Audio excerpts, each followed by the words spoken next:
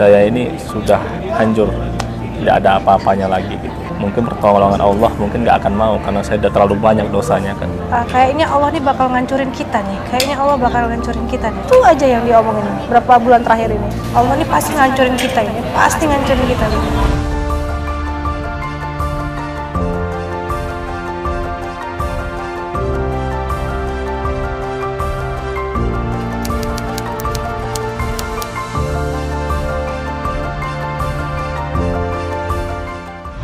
Assalamualaikum warahmatullahi wabarakatuh. Nama saya Abdul Rashid Aziz, biasa dipanggil Aji. Nama saya Dewi Nur Fitriati. Berasal dari kota Tanjung Pinang. Posisinya sekarang saya beraktivitas menjadi wirausaha di bidang properti, di bidang konstruksi, termasuk supplier material alam, dan ada berbagai macam usaha lagi. Saat ini posisi hutang di angka 2,8, hampir menyentuh 3 miliar. Mengembangi usaha pertama itu memang memakai modal hutang bank. Jadi awal ya, memang sudah memakai hutang bank. Maka selama ini kita sedikit pemahaman tentang riba dan dampak hutang itu belum kita dapatkan. Jadi makanya hutang itu terus bertambah, akhirnya baru kita merasakan yang namanya selama ini rupanya kena tabiat buruk berhutang itu. Seperti narkoba, selalu ketagihan, kecanduan. Hutang awal itu 200 juta, hutang awal 200 juta, terus naik lagi meningkat menjadi 400, naik lagi meningkat menjadi 600, meningkat lagi jadi 1M. Terus di 1M itu kita menjaga nama baik, ya biar nggak kena BI checking. Akhirnya kita meminjam lagi sama yang namanya rentenir untuk menutupi per bulannya itu, angsuran per bulannya itu. Akhirnya di rentenir membengkak, banknya ada, rentenirnya ada, nggak ketutup, sampai meningkat minjem bank lagi jadi 2,8 sampai pada akhirnya. Seiring berjalannya hutang, awalnya sih semuanya baik-baik aja, normal gitu. Awalnya normal, mungkin di saat ujian itu datang, memang diberikan kepada kita supaya kita tahu nih, semua ini bukan di jalan yang benar gitu. Maka kita diuji dengan kebahagiaan. Semua itu kan dieksekusi di saat akhir dari ceritanya ini. Jadi begitu kita sudah paham, kita sudah tahu, hati kita merasa ini salah, maka disitulah ujian datang. Jadi kita betul-betul langsung digempur, kita langsung dijatuhkan, bisnis kita di-cut, seperti pokoknya depan ini ada project ini yang udah pasti kita akan dapatkan, tapi di situ bisa terputus. Nah itu kan terasa tuh Allah menegur kita dengan caranya. Maka di situ kita harus peka bahwa memang selama ini kita lakukan itu salah. Apalagi untuk menutupi hutang dengan cara berhutang lagi. Hanya untuk menggali lubang, tutup lubang, hanya untuk mempertahankan gengsi, mempertahankan gaya hidup, mempertahankan supaya kita dipandang wah. Akhirnya kita sendiri yang dijatuhkan sama Allah. Jadi Allah itu mudah untuk menjatuhkan seorang hambanya kalau memangnya kalau hambanya itu tidak mau berubah gitu.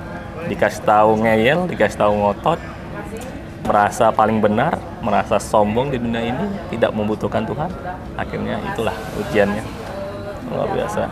Untuk keluarga dampaknya bagaimana, Pak? Untuk dampak kita kurang harmonis ya. Luar biasa. Asik, tiap hari mikirin jatuh tempo. Gitu. Diajak ngomong pun nggak enak. Di rumah diem. Kalau udah di rumah handphonean nggak berhenti. Nanti kalau diajak main sama anaknya emosian pokoknya. Jadi anak juga ini sih terdampak. Dampak ke anak. Karena anak nggak terasa. terurus. Karena saya sebagai bapak rumah tangga lah ibaratnya tanggung jawab ini, tiap hari pikirnya hanya kerja. Ada uangnya tapi nggak tahu kemana, uangnya menguap. Iya, Jadi menguap, tak tahu kemana. nggak tahu. Pokoknya uangnya hilang aja. Jadi untuk beli susu aja kadang korek-korek ya. Korek-korek dulu.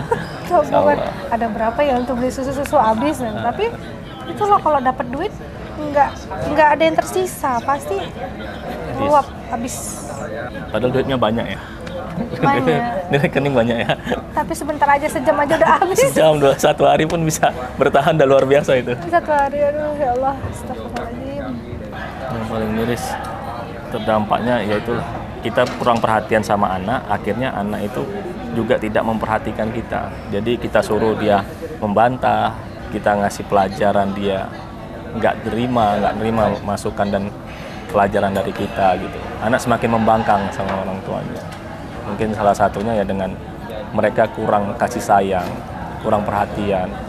Waktunya mereka bermain, tapi malah kita orang tuanya sibuk bekerja gitu. Jadi mereka tidak ada tempat untuk bercerita, bermain, kepada siapa mereka harus bermain.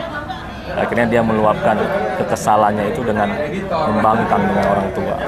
Cari perhatian. Cari perhatiannya dengan berbuat nakal di luar supaya mendapatkan perhatian dari orang lain.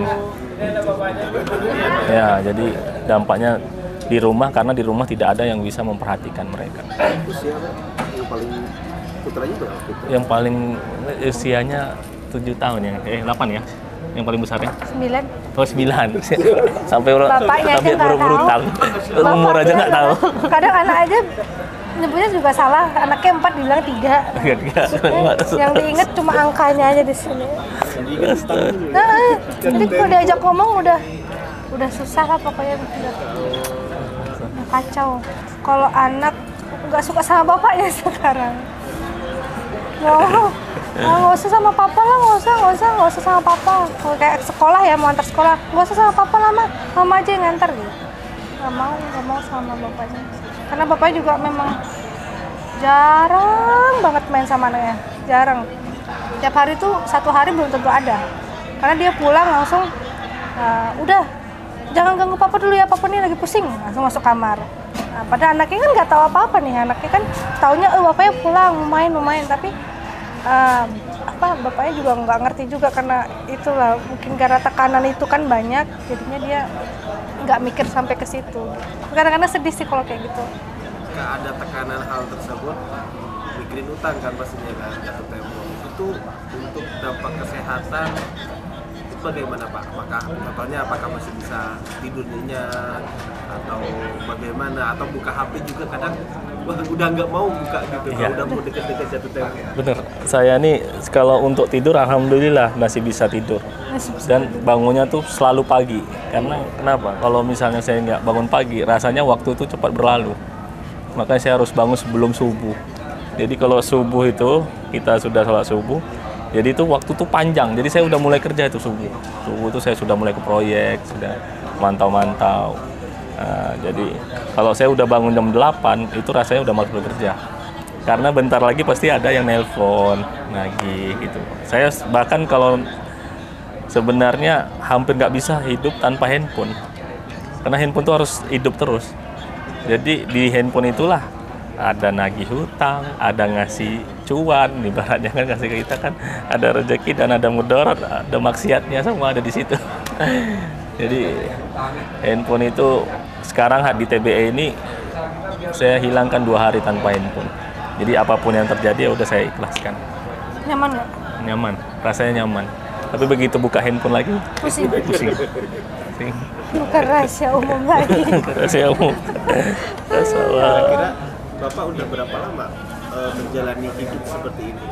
Dari semenjak pasti kan semenjak berutang nih pertama Iya. dari awal. 7 tahun ya. Mana? Dari awal nikah udah ngutang. Oh iya. Dari awal dia kan udah nikah itu utang ya. Tapi utangnya yang kecil. Masih kecil, masih motor tercover gitu dari kan. pemasukan kan cuma. Ya masih kecil. motor, cicilan motor, habis itu cicilan TV, masih sekedar ya biasalah pengantin muda kan, pengantin baru lah. Cicilannya baru itu, habis itu baru karena pengen harus berubah, pengen cepat kaya. Kalau nggak berutang kita nggak akan kaya-kaya nih. Nah, mindsetnya itu Mindsetnya sebenarnya itu. salah. Ini sebenarnya mindsetnya tabiat gitu. Nah, ya itu benar, dia. benar. Bapak dan Ibu kenal Tahu TBI tahu itu dari tahu MLC, saudara atau tahu ini dari mungkin dari Saya tahu dari teman, sahabat saya sendiri. Ya, beliau juga salah satu mentor lah. Salah satu mentor saya. Dan beliau umurnya juga jauh lebih umurnya juga jauh lebih tua dari saya. Mereka semua juga pengusaha yang hebat, jatuh bangun semua. Juga alumni TBE, namanya Muhammad Sukamirullah. Gitu. Iya. Dipanggil Bang Zul. Bang Zul, ya. Iya Bang Zul. Nah, reaksi Bapak bagaimana ketika pertama diajak? Reaksi saya sih pertamanya istri dulu. Ngapain sih ikut TBE, mendingan uangnya untuk bayarin angsuran. Tahun lalu sempet kan mau ikut karena minimnya ilmu dan informasi itu sama tekanan yang luar biasa. Udahlah Mas, gak usah dulu, bayar aja dulu lah gitu kan.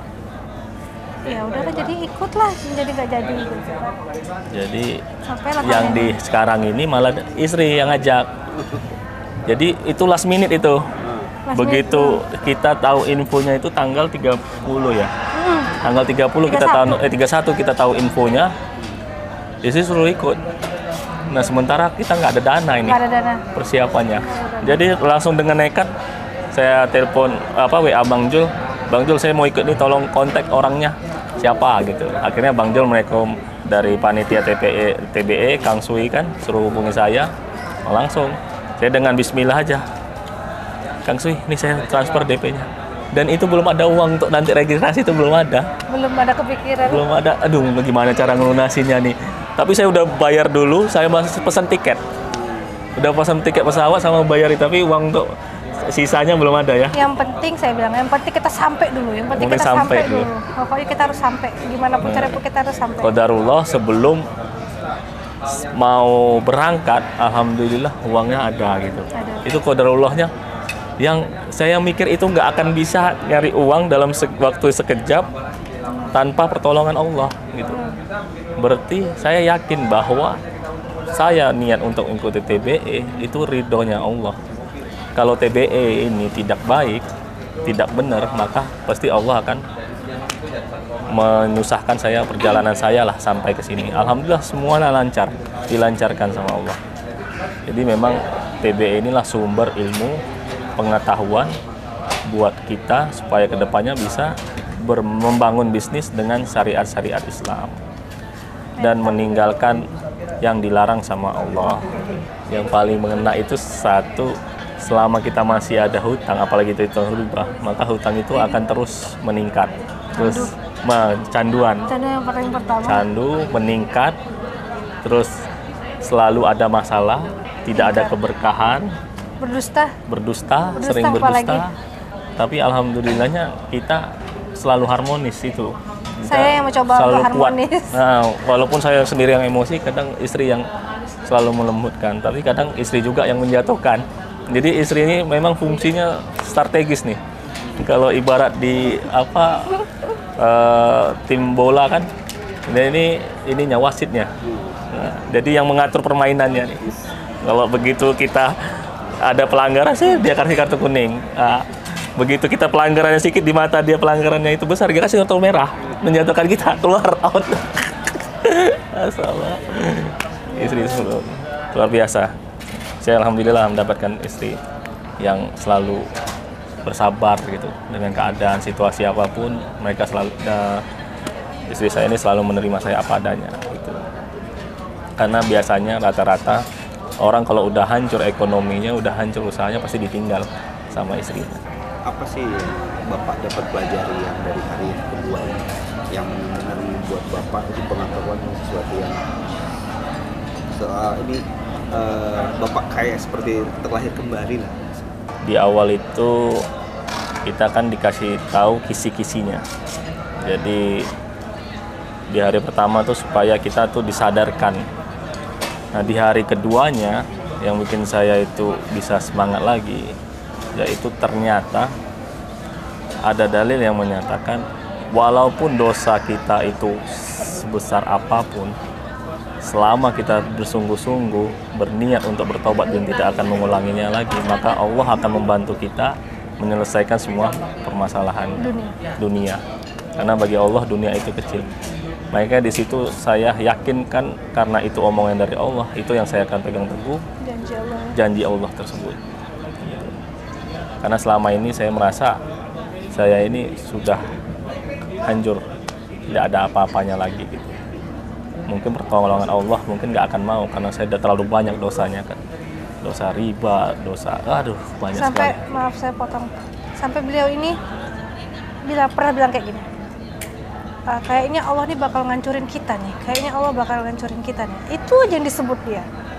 Berapa bulan terakhir ini, Allah nih pasti mau ngancurin kita nih. Ini Allah pasti udah gak karuan lagi ngomongnya. Makanya saya bilang ngucap Mas Haji, ngucap nggak ada. Itu nggak ada. Itu jangan pikiran yang negatif itu jangan dimasukkan. Banyak istighfar.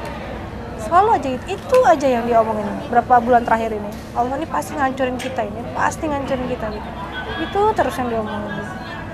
Jadi kan kalau orang-orang negatif itu kan yang jadi ngikut kan ke kita kan di rumah kan gitu. Pokoknya salah aja pokoknya, nggak ada yang bener. Omongannya pun udah ngelantur dah, nggak bisa disadarin tuh kayaknya mental gitu. Pasti tetap aja dengan pikiran dia nggak, ini pasti Allah mau ngancurin kita, ini pasti Allah ngancurin itu aja, ya kan, jujur kan? Ya, karena kita itu kan tidak pernah yang namanya ya walaupun sholatnya itu belum tepat waktu, tapi setidaknya kita tidak meninggalkan sholat, kita masih yakin sama Allah, masih ingin butuh pertolongan Allah, tapi kok Allah itu ibaratnya malah menguji kita tuh malah lebih ekstrim lagi gitu.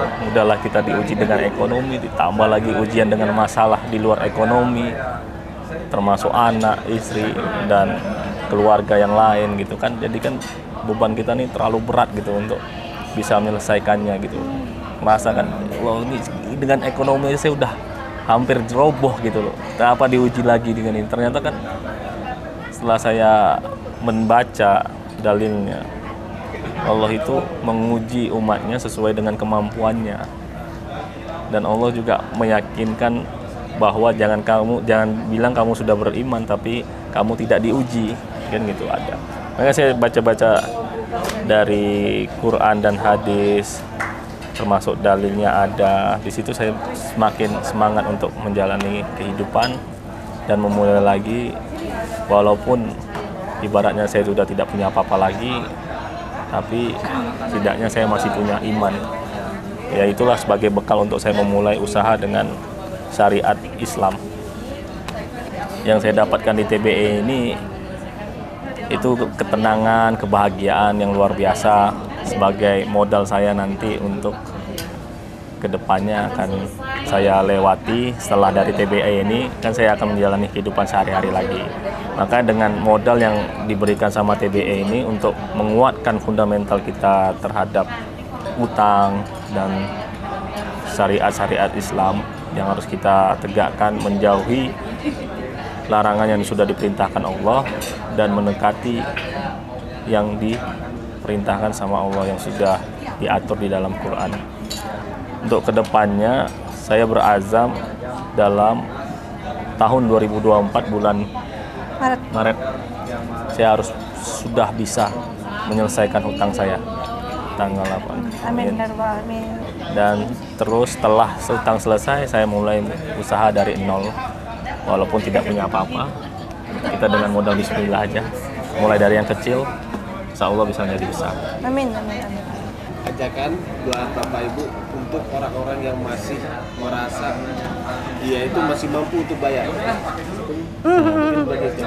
Menurut Bapak dan Ibu bagaimana untuk orang-orang tersebut? Jadi Yang merasa mungkin kan selama ini mungkin di luar sana banyak pengusaha yang merasa terkhusus ya untuk pengusaha muslim ya. Mungkin dia merasa hebat, masih mampu membayar, ya kan, sehingga tidak sadar dengan apa yang dibuat. Tapi logikanya, selama kita masih pakai hutang dengan modal, apalagi hutang itu ada ribanya, maka tidak ada keberkahan. Secara logika aja, naluri manusia aja, hitung-hitungan bisnis kalau sudah ada hutang, itu walaupun hanya sedikit, tapi dampaknya itu dikali 12, dikali 24, dikali 34 dengan profit yang kita dapatkan itu.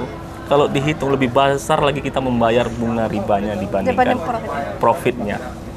Kadang kita di situ terlena, tapi di saat ada satu titik nanti Allah berikan ujian, di saat itulah baru kita sadar. Maka saya ingatkan kepada pengusaha-pengusaha yang khususnya muslim, cobalah untuk bergabung dengan TBE, belajar basicnya. Di TBE ini adalah basic fundamentalnya ya, untuk diperbaiki. Di situ baru kita tahu bahwa ternyata dosa besar itu memakan riba itu seperti kita menzinahi ibu kandung sendiri. Perasaan lebih plong, lebih happy, lebih gembira, merasa ada yang mengerti gitu apa yang kita rasain. Karena kan sebelumnya kayaknya sendiri, nggak bisa, orang-orang ini semua di sekeliling kita nggak ngerti nih apa ini yang kita rasain.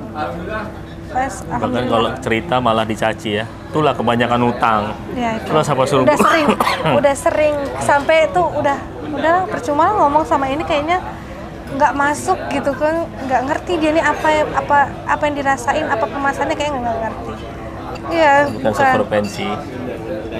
Jadi nggak nyambung. Jadi itu Jadi kita kalau di TBE ini ya kita dapat teman yang sefrekuensi, jadi yang saling hutangnya support. tuh lebih tinggi dari atas kita gitu. Saling Jadi support, saling mendoakan, saling Justru mendoakan kalau ya. kita cerita soal hutang, Masya Allah, kamu harus semangat, tetap harus itu berjuang. kecil, itu kecil, kecil. semua ini kecil. Kalau kita cerita dengan orang yang ibaratnya tidak sefrekuensi, maka pasti yang dapat cemoan.